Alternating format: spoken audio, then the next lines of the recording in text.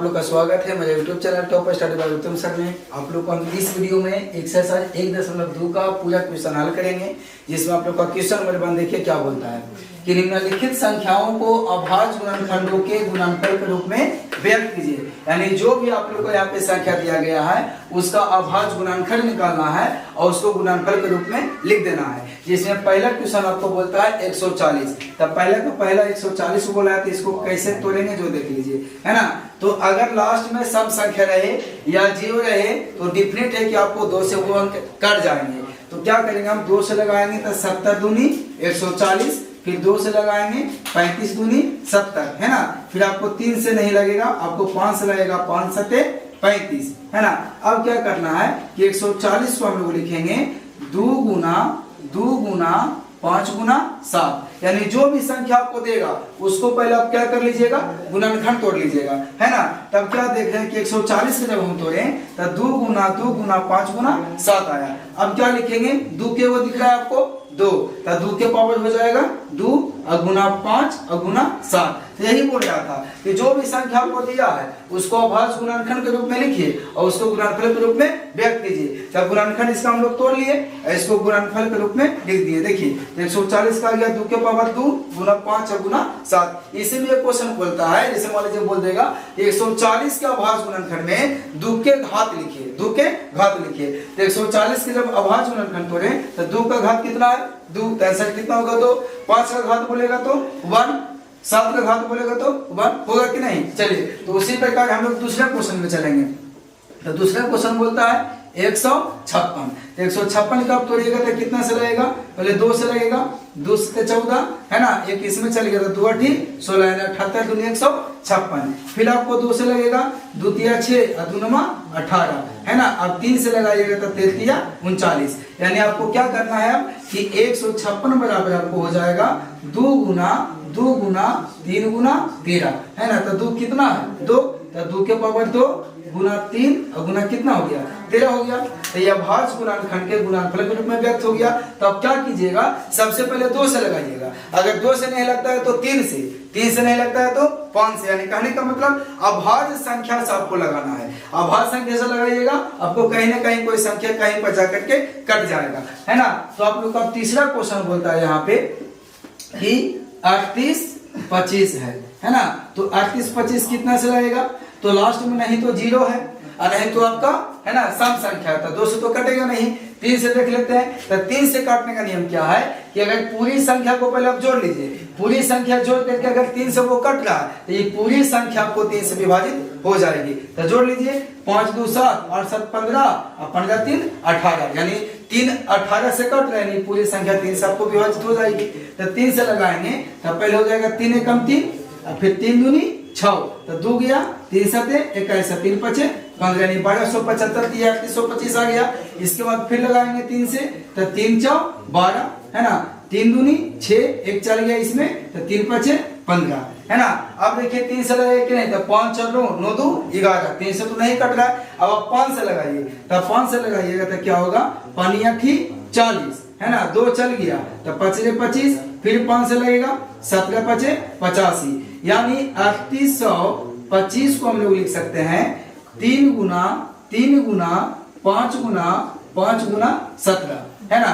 तो हम लोग को 3 कितना आता है 2, तो हो जाएगा 3 के पावर 2, 5 में 2 है तो 5 के पावर 2 गुना 17। तो जो भी आप यहाँ पे 3 को देख रहे हैं, 140 का हो चाहे 156 हो चाहे 38 25 हो, सबका हमने अभाज्य गुणनखंड पहले तोड़ लिया और अभाज्य गुणनखंड तोड़ करके इसको गुणनफल के रूप में व्यक्त कर दिया। जैसे इस क्वेश्चन में आपको बोल रहा कि 38 25 में बताइए 3 का घात कितना है, 3 का घात कितना हो जाता, 2 हो जाता, है ना। इसी प्रकार आपको हम अगला चौथा और पांचवा भी बतलाते हैं। चौथा क्वेश्चन क्या बोलता है, तो दिया है 5005, है ना। तो हम लोग 5005 का क्या करेंगे, गुणनखंड तोड़ लेंगे। तो कितना से लगेगा, ना तो 2 से आपको लगेगा, 3 से भी ना लगेगा, आपको 5 से कटेगा, है ना। तो 5 से लगाइएगा तो 5 एकम 5 0 0 5 एकम 5, यानी 1001 मतलब में कट गया, है ना। अब इसके बाद आपको 6 से भी नहीं लगेगा, 7 से लगाइए। तो 7 से लगाएंगे तो 7 एकम 7, 3 चल गया, 7 4 28 2 7 21, है ना। अब कितना से लगेगा, तो 11 से लगा कर देख लीजिए। तो 11 एकम 11 11 तिया 33, है ना। यानी 5000, 5 को हम लोग लिख सकते हैं 5 गुना 7 गुना 11 गुना 13। अब कोई भी डबल या ट्रिपल नहीं है तो इसी प्रकार से ये रह जाएगा, है ना। चलिए अब हम लोग चलते हैं, पहला का पचमा है 74 29, 74 29, इसको तोड़ के हम लोग देख लेते हैं 74 29। तो इसको आप याद रखिएगा, क्योंकि ना तो ये 2 से कटेंगे, 3 से कटेंगे, 5 से कटेंगे, ये डायरेक्ट आप लोग का 17 से कटेंगे, है ना। तो आप लोग इसको याद रखिएगा ताकि आपको एग्जाम में अगर आ जाए तो आपको टाइम बचाने का, है ना, मौका मिलेगा, है ना। तो 17 से हम लोग पहले लगा देंगे तो क्या हो जाएगा 17 चौक 68, है ना। अब 74 में 68 अब घटाइएगा तो कितना बचेगा, 14 में 60 गया तो 6, है ना, यानी 6 बच गया। अब यहाँ पे 6 या 2 62, यानी इधर पे 2 बच गया तो 62 रहेगा। अब कितना से रहेगा तो 7 8 या 51, अब 51 घटाइए 62 में, तो 2 में से गया तो 1, है ना, 6 में से 5 गया तो 1, लास्ट में कितना है 19, यानी 67 19 से यानी 7 मतलब में लगेगा। तो आप लोग क्या करेंगे, जब 17 से लगाइएगा तो 437 मतलब में 74 29 आपका कट जाएगा, है ना। इसके बाद आपको लगेगा 19 से, कितना से लगेगा 19 से, है ना। तो 19 दूनी 38, 19 दूनी 38 हो गया, है ना। अब 43 में अगर आप 38 घटाइएगा तो कितना बचेगा 5 बचेगा, है ना, यहाँ 7 बच गया तो 29 57 हो गया। यानी हम लोग को पहले 17 से काटना पड़ गया, इसके बाद 19 से, है ना, तो कितना आ गया 23 आ गया, है ना। फिर आप 23 से लगा सकते हैं, 23 से कम 23, तो आपको आ गया 74 29 का गुणनखंड आ गया 17 गुने 19 गुने 23। ये भी पूरा सिंगल सिंगल है, तो आप इसको इस प्रकार से भी ध्यान देख सकते हैं, है ना। तो हमको क्वेश्चन में बोला था कि जितना भी अभाज्य संख्या को दिया है या जो भी भाज्य संख्या है तो इसको अभाज्य गुणनखंड के रूप में तोड़ लेना है और उसके बाद गुणनफल के रूप में लिख देना है। तो सभी को हम लोग गुणनफल के रूप में लिख दिए हैं। चलिए तब हम लोग क्वेश्चन नंबर 2 में चलते हैं। क्वेश्चन नंबर 2 में आप लोग का 3 क्वेश्चन दिया गया है। कहता क्या है कि पूर्णांकों के निम्नलिखित युग्मों के HCF और LCM ज्ञात कीजिए, मतलब मासा और लसा ज्ञात कीजिए, तथा इसकी जांच कीजिए कि 2 संख्याओं का गुणनफल बराबर HCF गुना LCM है। यानी सबसे पहले जो आप लोगों को 2 संख्या दिया है उसका मासा और लसा निकालना है, मतलब HCF और LCM निकालना है। उसके बाद जांच भी करना है कि दोनों का गुणनफल HCF गुना LCM है या नहीं। तो चलिए हम लोग पहला क्वेश्चन में चलते हैं। दूसरा का पहला क्वेश्चन क्या बोलता है कि यहाँ पे दिया है 26 और आपको दिया है 91। तो 26 का अगर आप तोड़ते हैं गुणनखंड इसका तो 2 से लगेगा 13 दूनी 26 और 91 के तोड़िएगा तो क्या होगा 7 से 13 91, है ना। अब क्या लिखेंगे 26 बराबर 2 गुना 13 और 91 बराबर हो जाएगा 7 गुना 13, है ना। ये तो तोड़ने के लिए आप लोग जानते ही हैं।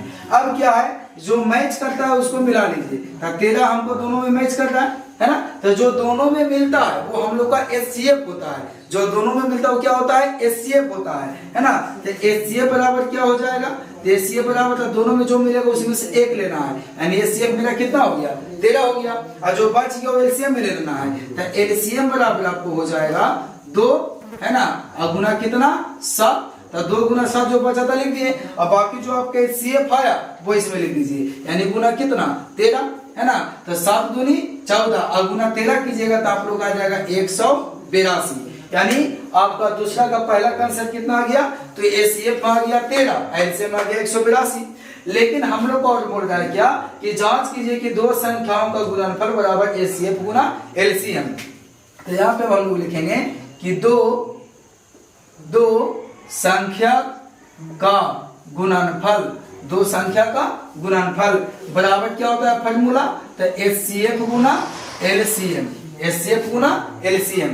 तो 2 संख्या का गुणनफल के मतलब पहली संख्या और दूसरी संख्या, यानी जो आप लोग को 2 संख्या दिया है तो एक दिया है 26, है ना, और एक दिया है 91, ठीक है। और HCF गुना LCM, तो HCF का मान कितना हम लोग का आ गया 13 आ गया, यहाँ पे लिखेंगे 13 गुना LCM, तो LCM आपको कितना आया है 182, है ना। अब दोनों तरफ आप लोग को क्या कर लेना है गुना कर लेना है। तो 26 गुना 91 कीजिएगा तो आप लोग का कितना आएगा, है ना। तो यहाँ पे आप लोग का आ जाएगा 2366, यहाँ भी कीजिएगा तो आप लोग आ जाएगा 2366। तो देखिए तो 26 गुना 91 करते हैं कितना आता है 2366, यहाँ भी कितना आ जाता है 2366। तो अगर दोनों तरफ आप लोग का इक्वल आ जाता है तो आप समझिए मेरा जांचा वो क्या है सही है, ठीक है। अब यहाँ से चलते हैं दूसरा नंबर। देखिए दूसरा नंबर क्वेश्चन क्या दिया है 510, ठीक है, और कितना है आपका 92। 510 से कितना है 92, इसको तोड़ लीजिए। तब 510 के तोड़ेंगे तब लोग क्या होगा, कितना से लगेगा 2 से, तो 2 दूनी 4, ठीक है, फिर 2 पचे 10, 2 पचे 10 और फिर 2 पचे 10, यानी 255 दूनी 510 होगा। अब क्या करना है 5 से लगाना है, तो 5 से लगाइएगा तो 25 25 सब 5 कम 5 है ना, और फिर 3 सब लगा सकते हैं 7 51, यानी यहाँ आप लोग पहले 3 से भी लगा सकते थे, उसके बाद 5 से, तो हम लगा दिए 5 से, इसके बाद 3 से, कोई दिक्कत नहीं है ना। अब क्या होगा यहाँ पे 510 बराबर हम लोग लिखेंगे क्या है ना, तो अभी रुक जाइए, अब यहाँ पे तोड़ लीजिए बराबर से। 92 को हम लोग कितना मतलब में लगाएंगे 2 से, है ना, तो 2 चौक 8 और 2 छक्का 12, यानी 46 दूनी 92, फिर 2 से लगाएंगे तो 23 दूनी कितना हो गया 46 हो गया, 23 दूनी 46 हो गया।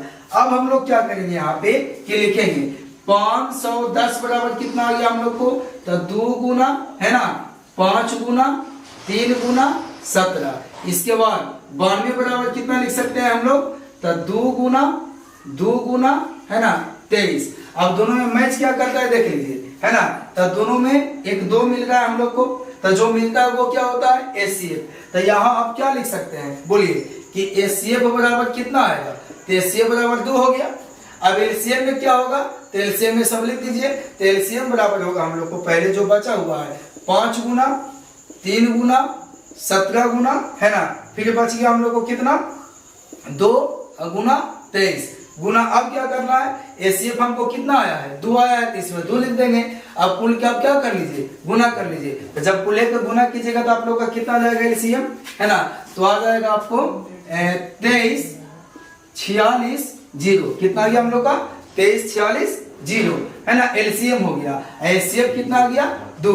अब हम लोग को जांचने के लिए बोला कि 2 संख्याओं का गुणनफल बराबर एचसीएफ गुना एलसीएम, तो हम लोग जांच लेंगे, क्या लिखेंगे क्या 2 संख्याओं का गुणनफल बराबर क्या होता है, तो एचसीएफ गुना एलसीएम होता है ना। तो 2 संख्या का गुणनफल में क्या क्या दिया है, तो हम लोग का दिया है एक 510, एक दिया है कितना 92, इधर आप लोग क्या लिखेंगे, तो एचसीएफ आ गया 2, एलसीएम कितना आ गया 23 46 0। अब हम लोग जब दोनों तरफ गुना करेंगे तो कितना आ जाएगा, तो जो भी आएगा दोनों तरफ इक्वल आएगा, तो गुना करके आप देख लीजिए यहाँ पे, तो 0 के 0 हो गया, 6 दूनी 12 के 2 बाकी 1, 4 दूनी 8 है 9, 3 दूनी 6 और 2 दूनी 4, यानी 46 92 0 आ गया, है ना। यहाँ भी आप गुना कीजिएगा तो वही आएगा 46 92 0, है ना। तो दोनों तरफ इक्वल आ गया, मतलब हम लोग समझ गए क्या कि 2 संख्या गुणनफल बराबर एचसीएफ गुना एलसीएम की जांच हो गई, ठीक है। चलिए तब हम लोग क्वेश्चन नंबर दूसरा का तीसरा में चलते हैं। तो दूसरा का तीसरा में आप लोग का दिया है 336 और 54, इसका भी हम लोग 12 बारी से गुणनखंड तोड़ करके देख लेंगे, है ना, कि क्या आता है।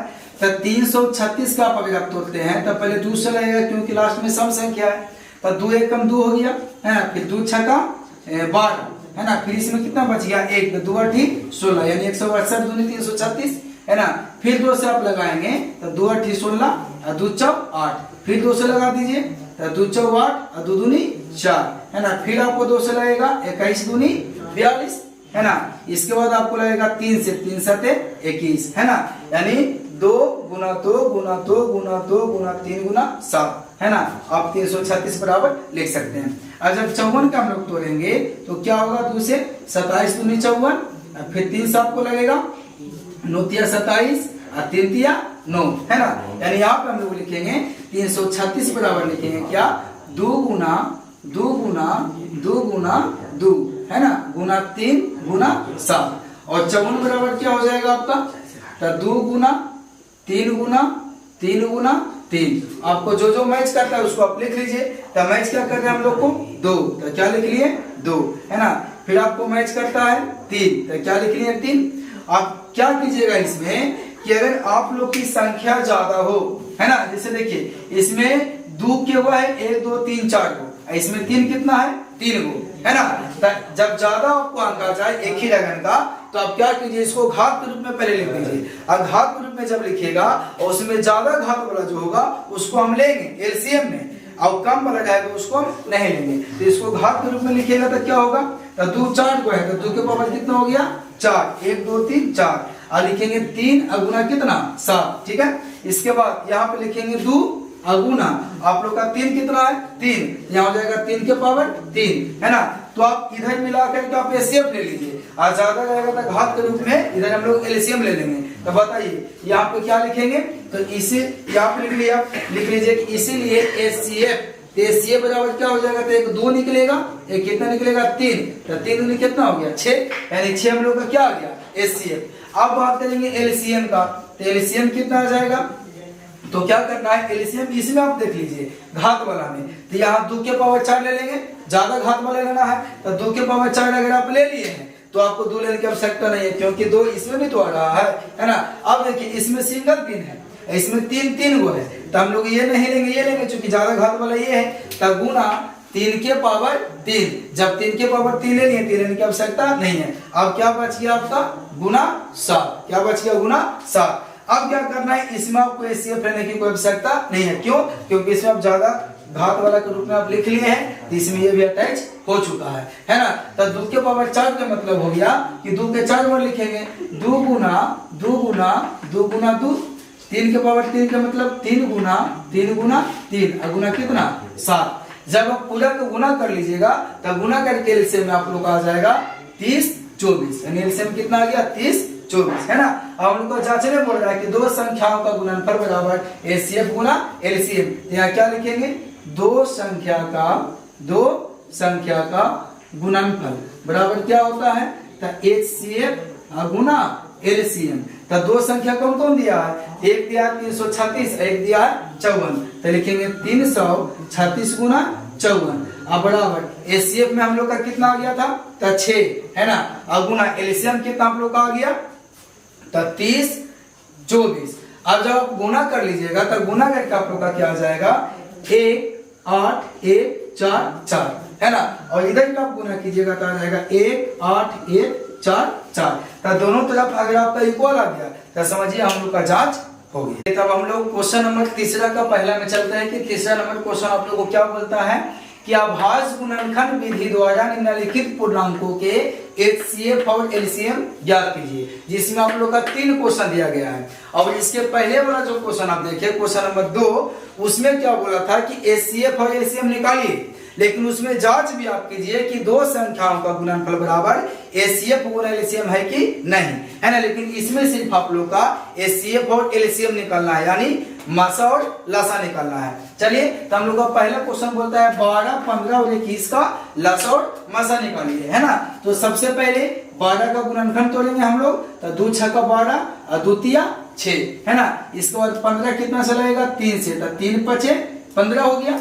इसके बाद 21 को हम लोग तोड़ेंगे तो हो जाएगा 3 7 21, है ना। अब 12 बार हिसाब लिखिए, तो 12 बराबर क्या हो जाएगा, तो 2 गुना 3, है ना। 15 बराबर क्या होगा, तो 3 गुना 5। इसके बाद 21 बराबर हो जाएगा 3 गुना 7। तो हम लोग का जब 2 संख्या रहता था तो 2 को हम लोग मिलाते थे। अब ये 3 गो संख्या आपको दिया है तो तीनों में आपको मैच करना चाहिए, मतलब तीनों में आपको मिलना चाहिए, है ना। तो तीनों में क्या मिल रहा है हम लोग को 3, देखिए यहाँ पे हमको क्या मिल रहा है 3, तो जो मिलता है हम लोग का एचसीएफ होता है, तो इसीलिए एचसीएफ हम लोग का कितना हो गया 3 हो गया, है ना। चलिए अब हम लोग एलसीएम में चलेंगे, तो एलसीएम में क्या करेंगे, जो बच गया आप लिख दीजिए, है ना, क्योंकि कोई भी संख्या आपको ज्यादा बार नहीं आया तो आपको इसमें पावर के रूप में लिखने की आवश्यकता नहीं है। यहाँ लिखेंगे हम लोग 2 गुना, है ना, फिर कौन बच गया 5 गुना 7। इसके बाद जो एचसीएफ है वो आप लिख लीजिए, तो एचसीएफ कितना है 3, तो 3 लिख लिए। आपको लिखा गुना कर लीजिए, तो 5 दूनी 10, 10 दूनी 20, अब बीतिया 60, और 60 गुना 7 कीजिएगा 7 का 42, यानी 420। तो आप लोग का एचसीएफ 3 आ गया, एलसीएम कितना आ गया 420 आ गया। तो आप लोग का तीसरे का पहला क्वेश्चन डील हो गया। इसके बाद दूसरा क्या बोलता है हम लोग को, तो दूसरा है 17, है ना, 23 और कितना आपको दिया है 29, है ना। तो 17 कितना वर्ड में लगेगा, तो डायरेक्ट 17 से लगेगा 1 वर्ड में। फिर 23 को अगर आप लगाते हैं तो 23 1 वर्ड में लगेगा। इसके बाद 29 को भी लगाइएगा तो 29 मतलब में आपको लगेगा 29 एकम 29, है ना। तो 17 बराबर क्या लिखेंगे हम लोग 17 गुना 1, 23 बराबर क्या लिखेगा 23 गुना 1 है ना। 29 बराबर क्या लिखेंगे 29 गुना 1। तो इन तीनों में क्या मिल रहा है हम लोग का 1, तो जो मिलता है वो HCF होता है, तो इसीलिए HCF बराबर कितना हो गया 1 हो गया। अब हमको चलना है LCM में, तो LCM में जो बच गया आप लिख लीजिए, तो 17 गुना 23 गुना 29, इसके बाद क्या बोले जो HCF है वो आपको लिख लेना है, तो गुना 1। अब 17 गुना 23 गुना 29 आप कर सकते हैं, तो आपको क्या आ जाएगा, तो आपको आ जाएगा 11 33 9। यानी कहने का मतलब कि जब आप लोग 17 गुना 23 गुना 29 कीजिएगा, तो 17 गुना 23 गुना 29 आपको आएगा 11 33 9, आप गुना 1 करेंगे तो वही रहेगा, यानी HCF 1 आ गया, LCM 11 33 9 आ गया, है ना। चलिए अब हम लोग क्वेश्चन नंबर चलेंगे तीसरा का तीसरा में।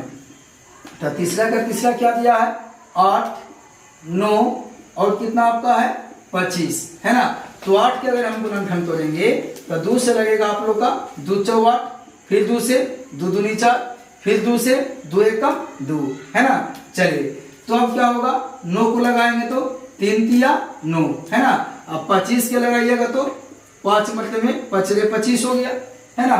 चलिए अब क्या करना है हमको, इसको आप और भी लगा सकते हैं, 3 को 3 एकम 3 और 5 एकम 5, ऐसे भी लिख सकते हैं, है ना। तो हम लोग 8 के जब तोड़े तो क्या आ गया, तो 8 बराबर हम लोग का आ गया, है ना 2 गुना 2 गुना 2, और 9 बराबर कितना आ गया 3 गुना 3, है ना। और 25 बराबर क्या आ गया, तो 25 बराबर आ गया 5 गुना 5, है ना। सब के लास्ट में गुना 1 आप लिख सकते हैं, नहीं भी लिखिएगा तो चलेगा, लेकिन हम लिख देते हैं गुना 1 गुना 1 गुना 1। चलिए तो आप लोग का क्या मिलता है इसमें, देखिए तो 2 इसमें है तो इसमें नहीं है, इसमें भी नहीं है। अगर 3 इसमें है तो इसमें नहीं है, इसमें भी नहीं है। अगर 5 इसमें है तो इसमें नहीं है, इसमें नहीं है, लेकिन 1 तीनों में है, तो हम लोग का कितना मिलता है इसमें 1 मिलता है ना। तो इसीलिए HCF बराबर कितना आ जाएगा आपका 1 आ जाएगा। LCM में क्या करना है, जितना भी बच गया सबको गुना कर लीजिए, तो बच गया हम लोग का 2 गुना 2 गुना 2, फिर बच गया 3 गुना 3, और फिर आपका क्या बच गया 5 गुना 5 गुना, और फिर 1 ले लीजिए, जो आप लोग का HCF आ गया, है ना। जब आप कुल्ले का गुना कीजिएगा, पूरा का गुना कीजिएगा, तो आप लोग का कितना आ जाएगा 1800 आ जाएगा। यानी पहला का तीसरा में हम लोग का HCF का मान आता है 1, LCM का मान कितना आता है 1800, ठीक है। चलिए तो हम लोग क्वेश्चन नंबर 4 में चलते हैं कि मेरा क्वेश्चन नंबर 4 क्या बोलता है। तो यहाँ कहता है कि HCF बराबर आपको 9 दिया है और LCM ज्ञात कीजिए। तो इसके अंदर जो कोष्ठ में आप देख रहे हैं, इसके अंदर जो भी संख्या आपको रहेगा वो दोनों में सेम रहेगा, है ना। देखिए इसमें जो 2 संख्या है, इसमें जो 2 आपको संख्या दिया गया वो सेम है, यानी HCF बराबर आपको 9 दिया है, LCM का मान आपको ज्ञात करना है। तो हम लोग क्या करेंगे यहाँ पे कि हम लोग एक फॉर्मूला जानते हैं कि 2 संख्या का, शॉर्ट में एकदम चलिए, कि 2 संख्या का, है ना, गुणनफल बराबर होता है HCF गुना LCM, है ना। क्वेश्चन नंबर दूसरा में आप लोग पढ़े थे कि 2 संख्याओं का गुणनफल बराबर क्या होता है, तो HCF गुना LCM। अब 2 संख्या का गुणनफल में कौन लिखेंगे, तो जो इसके अंदर कोष्ठ में जो दिया गया है वो लिखेंगे। तो बोलेगा HCF वाला लिख देंगे, LCM वाला, तो LCM भी तो सेम ही है, तो दोनों में से कोई भी आप लिख सकते हैं, है ना। तो 2 संख्या गुणनफल, 2 संख्या आपको ये लिखना है 306 गुना 657 बराबर HCF, तो HCF का मान कितना दिया है आपको 9, यहाँ लिखेंगे 9, और गुना LCM निकालना है, यहाँ लिख देंगे क्या LCM, है ना। हम लोग को जो निकालना है उतना बराबर आप लिख दीजिए। तो LCM निकालना है तो यहाँ लिखेंगे LCM बराबर 306 गुना 657, यह गुना इधर आएगा तो भागा में, तो आप गुना कीजिएगा LCM बराबर, तो आपको आ जाएगा 20 10 42 अब बटा में 9, यानी LCM बराबर आपको क्या होगा, तो पहले लिख दें 306 गुना 657, गुना इधर आएगा तो भागा में, तो 306 गुना 657, हम इन दोनों का गुना जब करते हैं तो हम लोग का क्या होता है 20 10 42, है ना। अब बटा में 9 है, जब 9 से आप भागा दीजिएगा तो इसीलिए LCM जो कोष्ठ में आपको आप लिख सकते हैं 306 657, तो इसीलिए LCM बराबर हमको आ जाएगा 22 33 8, है ना। यानी 9 से आप भागा दीजिएगा इसमें, तो आप लोग का LCM कितना आ जाएगा 22 33 8, है ना। इसी प्रकार आप लोग का कभी कभी उल्टा भी पूछ देता है कि आप लोग का LCM बराबर कुछ देगा और HCF का मान ज्ञात करना रहेगा। तो यहाँ पे क्या होगा, LCM की जगह पे कुछ होगा, HCF बराबर ऐसे रहेगा, तो हम लोग यहाँ पे HCF बराबर निकाल लेंगे। तो हम लोग क्वेश्चन नंबर 5 में चलते हैं कि मेरा क्वेश्चन नंबर 5 क्या बोलता है। तो कहता है जांच कीजिए कि क्या किसी प्राकृत संख्या n के लिए संख्या 6 के पावर n अंक शून्य पर समाप्त हो सकती है, या इसी को बोलता है कि जांच कीजिए कि क्या किसी प्राकृत संख्या n के लिए संख्या 6 के पावर n का इकाई अंक है ना, इकाई अंक शून्य पर समाप्त हो सकती है ना। चलिए तो हम लोग क्या करेंगे कि जो आप लोग का संख्या दिया है उसको आप मान लीजिए पहले कि माना a बराबर 6 के पावर n, और जो संख्या आपको दिया है उसका गुणनखंड आप लोग कर लीजिए है ना। तो a बराबर हो जाएगा 2 गुना 3, अब पावर में क्या है n है ना। तो जब 6 का गुणनखंड हम लोग तोड़ते हैं तो इसमें क्या देखते हैं कि 2 और 3 है ना। और किसी भी संख्या का इकाई अंक शून्य पर समाप्त तब होगा है ना जब वो 2 के पावर m गुना 5 के पावर n के रूप का होगा, मतलब 2 और 5 का गुणनफल होगा। देखिए जब तक 2 और 5 नहीं मिलेगा तब तक 0 का निर्माण होगा, 2 पर 10 इकाई अंक शून्य पर समाप्त हुआ है ना। तो 2 और 5 का गुणनफल होना बहुत जरूरी है। यहाँ पे क्या लिखेंगे कि चूंकि ऐसे लिखेंगे कि 6 के पावर n के अभाज्य गुणनखंड में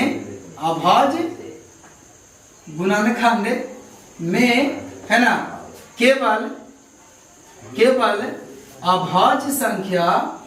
केवल अभाज्य संख्या 2 और 3 है। 2 और क्या है 3 है। हम लोग क्या देख रहे हैं कि जब 6 का गुणनखंड हम लोग तोड़ते हैं तो 6 की पावर n के अभाज्य गुणनखंड में इतना के अभाज्य गुणनखंड में केवल अभाज्य संख्या 2 और 3 है। क्या 2 और 3 के अलावा इसमें कोई और संख्या हो सकता है? नहीं हो सकता है ना। तो यहाँ पे आप लिख सकते हैं कि चूंकि यहाँ लिख सकते हैं कि हम जानते हैं कि 6 के पावर n का इकाई अंक है ना शून्य पर समाप्त तब होगी जब 2 के पावर m गुना 5 के पावर n के धनात्मक घात मौजूद हो, धनात्मक घात कौन सी हो मौजूद हो है ना। यानी 2 और 5 रहना बहुत जरूरी है। जब तक 2 5 नहीं रहेगा 0 का निर्माण नहीं होगा। तो वही हम लिख रहे हैं कि 6 के पावर n के अभाज्य गुणनखंड में केवल अभाज्य संख्या 2 और 3 है। इसके बाद आप यह भी लिख सकते हैं कि इसके अलावा अन्य कोई संख्या नहीं हो सकती है। और हम जानते हैं कि 6 के पावर n का इकाई अंक शून्य पर समाप्त तब होगी जब 2 के पावर m गुना 5 के पावर n के धनात्मक घात मौजूद हो, या 6 के पावर n ही नहीं कोई भी संख्या रहे, कोई भी संख्या का इकाई अंक शून्य पर समाप्त तब होगा जब 2 और 5 उसमें मौजूद होगा। तो क्या देख रहे हैं कि इसमें है ना 2 है तथा 5 नहीं है। 2 है तथा 5 नहीं है। तो 2 है, इसमें 2 है लेकिन 5 नहीं है। तो क्या इसका इकाई अंक शून्य पर समाप्त होगा? बिल्कुल नहीं होगा। तो आप लिख सकते हैं यहाँ पे कि अतः 6 के पावर n का इकाई अंक 6 के पावर n का इकाई अंक शून्य पर समाप्त नहीं होगी, शून्य पर समाप्त नहीं होगी। चलिए एक बार हम लोग फिर से इसको समझते हैं है ना। तब जो भी आपको संख्या देगा इसका आप क्या कर लीजिएगा, पहले गुणनखंड कर लीजिएगा। तब गुणनखंड करते हैं तो क्या देख रहे हैं कि 6 के पावर n के अभाज्य गुणनखंड में केवल अभाज्य संख्या 2 और 3 है। इसके अलावा इसमें अन्य कोई संख्या नहीं हो सकती है ना। और हम जानते हैं कि 6 के पावर n का इकाई अंक शून्य पर समाप्त तब होगा जब 2 के पावर m गुना 5 के पावर n के धनात्मक घात मौजूद हो, या कोई भी संख्या रहे। तो किसी भी संख्या का इकाई अंक शून्य पर समाप्त तब होगा जब 2 और 5 उसमें मौजूद होना चाहिए। तो इसमें हम क्या देख रहे हैं कि इसमें 2 है तथा 5 नहीं है। तो केवल 2 या 5 नहीं है तो अतः 6 के पावर n का इकाई अंक शून्य पर समाप्त नहीं हो सकती है ना। अगर इसमें 5 रहता, 2 नहीं रहता, तो यहाँ क्या लिखते कि इसमें 5 है 2 नहीं है ना। तो इसी ढंग से आप अपना लैंग्वेज में भी, अपना भाषा में भी इसका उत्तर आप दे सकते हैं। चलिए तो हम लोग क्वेश्चन नंबर 6 में चलते हैं कि मेरा क्वेश्चन नंबर 6 क्या बोलता है। तो यहाँ कहता है व्याख्या कीजिए कि 7 गुना 11 गुना 13 प्लस 13 और 7 गुना 6 गुना 5 गुना 4 गुना 3 गुना 2 गुना 1 प्लस 5 भाज्य संख्याएं हैं क्यों। यानी सारा जो आप देख रहे हैं सब बोलता है कि भाज्य संख्या है, लेकिन क्यों है ना। तो हम लोग क्या करेंगे कि इन दोनों को बारी से मान करके हम लोग बना लेंगे। तो क्या करेंगे यहाँ पे कि लिखेंगे पहले कि माना a बराबर है ना 7 गुना 11 गुना 13 प्लस 13। पहले इसको हम लोग देख लेते हैं, उसके बाद उसको हम लोग देख लेंगे, है ना। अब क्या करना है कि इन दोनों में प्लस की ये पट्टी आप लोग का पहला पद हो गया और पट्टी आप लोग का दूसरा पद हो गया। तो इन दोनों में आप ये देख लीजिए कि दोनों में कॉमन क्या है ना। कॉमन ना भी मिलेगा तो जो आपको यहाँ पे भाज्य संख्या रहेगा उसको गुणनखंड कर लीजिएगा, अभाज्य संख्या के रूप में आप लिख लीजिएगा, है ना। जैसे मान लीजिए यहाँ पे 13 ना जाता 55 जाता तो आप उसको 11 गुना 5 लिख सकते थे। लेकिन जो जितना भी हम देख रहे हैं सब के सब कौन सी है, अभाज्य संख्या है, इसका गुणनखंड नहीं हो सकता है। तो इन दोनों में पहले आप कॉमन ले लीजिए। तो कॉमन कितना हम लोग का है तो 13। जब 13 कॉमन लेंगे तो 7 गुने 11 हम 13 ले चुके हैं, अब प्लस कितना हो जाएगा 1 हो जाएगा। अब लिखेंगे 13 11 7 77 प्लस 1 हो गया। तो 13 गुना 77 78। अब जितना भी लास्ट में आएगा सबको आप क्या कर लीजिए अभाज्य संख्या के गुणनफल के रूप में लिख दीजिए, है ना। तो 13 तो नहीं टूटेगा, अब 78 का आप तोड़ लीजिए। तो 78 का तोड़िएगा तो यहाँ पे कितना बार मिलाइएगा 2 से 2 तिया 6, है ना, और 2 नमा 18, फिर 3 से लगाएंगे तो 33 39 हो गया। यानी हम लिखेंगे 2 गुना 3 गुना 13। तो यहाँ पे हम क्या देख रहे हैं कि जितना भी संख्या है सब के सब अभाज्य संख्या के गुणनफल के रूप में है। तो हम लोग आधारभूत परिमेय से क्या पढ़े हैं, है ना, कि अभाज्य संख्या का गुणनफल भाज्य संख्या होता है। अभाज्य संख्या का गुणनफल भाज्य होता है। क्यों होता है देखिए, जैसे मान लीजिए कि 3 है ये 5 है तो 3 भी मेरा अभाज्य संख्या है, अब 5 भी अभाज्य संख्या है। इसका गुणनफल जब हम करेंगे गुना करेंगे तो 5 दिया 15, 15 कौन संख्या आ गया, भाज्य संख्या आ गया, है ना। यहाँ पे क्या लिखेंगे कि चूंकि यहाँ a जो है a को न माने तो a लिख सकते हैं कि चूंकि यहाँ a अभाज्य संख्या के गुणनफल के रूप में है, गुणनफल के रूप में है। हम लोग क्या देख रहे हैं कि यहाँ a जो है अभाज्य संख्या के गुणनखंड के गुणनफल के रूप में है। यानी इसका जब गुणनखंड हम लोग तोड़े हैं तो सारा का सारा अभाज्य संख्या है और गुणनफल के रूप में है। और जब अभाज्य संख्या के गुणनखंड अभाज्य संख्या के गुणनफल, है ना, गुणनफल के रूप में लिखा हुआ जाता है तो मेरा कौन संख्या होता है, भाज्य संख्या होता है। तो यहाँ क्या लिखें कि यहाँ a अभाज्य संख्या के गुणनखंड के गुणनफल के रूप में है ना, इसलिए यह क्या है, इसलिए यह भाज्य संख्या है ना। इसी प्रकार आप दूसरा भी बना सकते हैं। चलिए दूसरा में चलते हैं।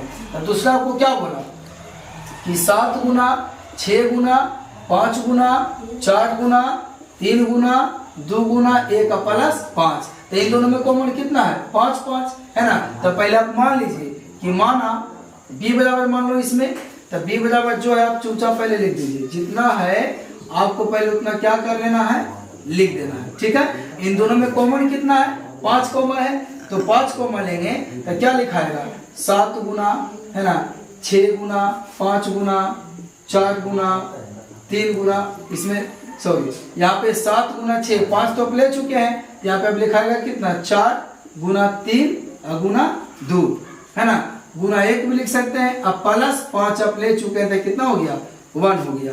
अब लिखेंगे 5 इंटू, अब जितना भी आप लोग को यहाँ पे दिया गया है सबको पहले आप गुना कर लीजिए, है ना। तो 3 दूनी 6 6 चौक 24, है ना, और 24 आ गया गुना 7 6 का 42, तो 24 गुना 42 आप कर लीजिए पहले, 4 दूनी 8, है ना, और 2 दूनी 4 हो गया, फिर 4 तो 16 के 6 बाकी 1, 4 दूनी 8 है 9, यानी 8 6 4 10 के 0 बाकी 1 9 1 10, यानी 1008। अब प्लस कितना 1 हो गया। चलिए अब इसमें जोड़ेंगे तो आपको क्या होगा, तब 5 गुना इसमें जब जोड़िएगा तो हो जाएगा 1009, 1009, है ना। तो ये क्या देख रहे हैं कि 5 भी यहाँ पे अभाज्य संख्या है, 1009 भी आपका अभाज्य संख्या है। क्यों?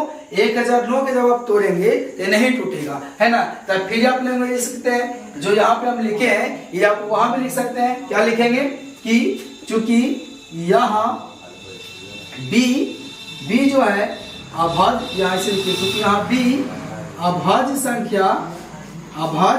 संख्या के, है ना, अभाज्य संख्या के गुणनफल के, है ना, रूप में है, गुणनफल के रूप में है। हम लोग आधारभूत परिमेय से क्या जानते हैं कि अभाज्य संख्या का गुणनफल क्या होता है? भाज्य संख्या होता है।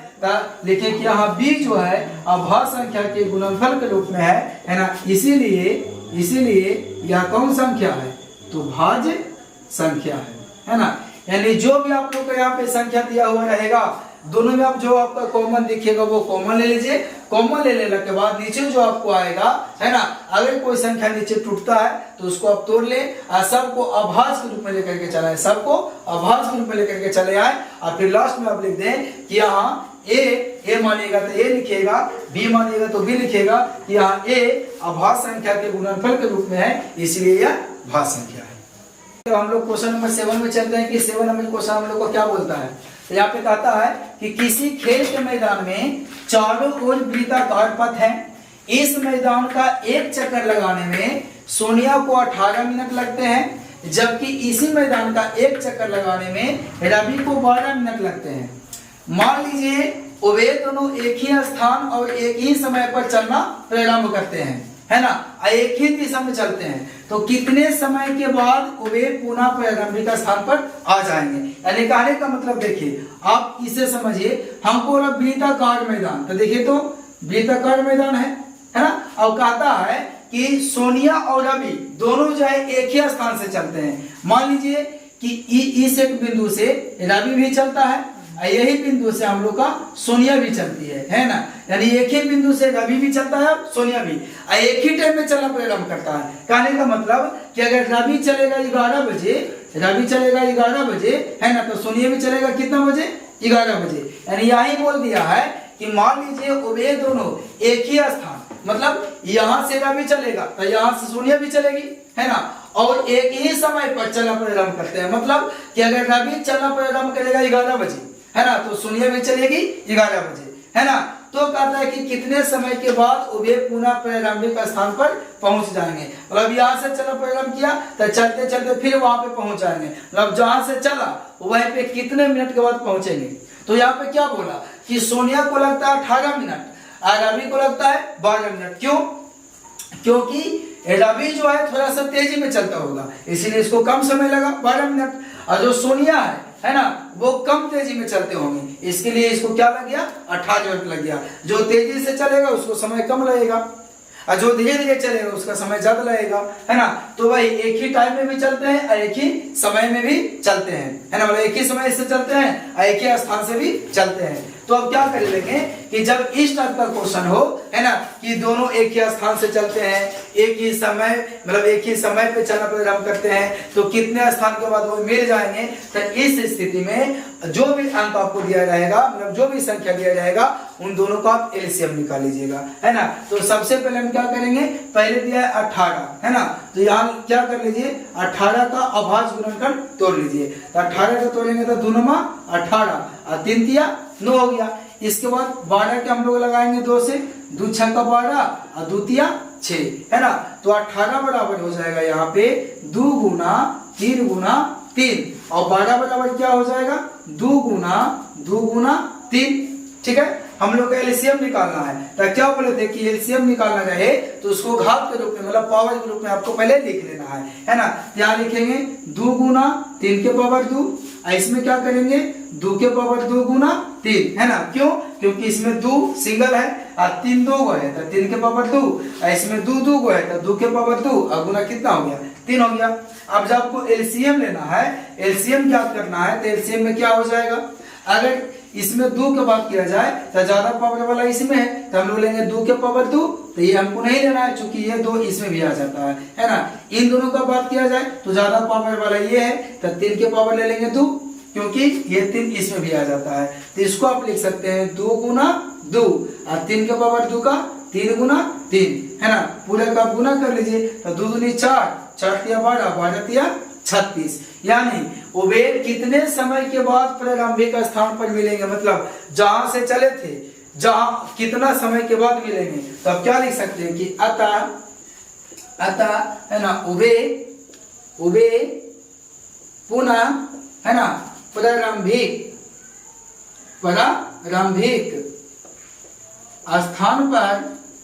स्थान पर है ना 36 मिनट बाद मिलेंगे। चलिए, यानी हम लोग जब एलसीएम निकालिए तो हम लोग का कितना आ गया 36, तो 36 मिनट के बाद ही वे दोनों है ना पुनः प्रारंभिक स्थान पर मिल लेंगे।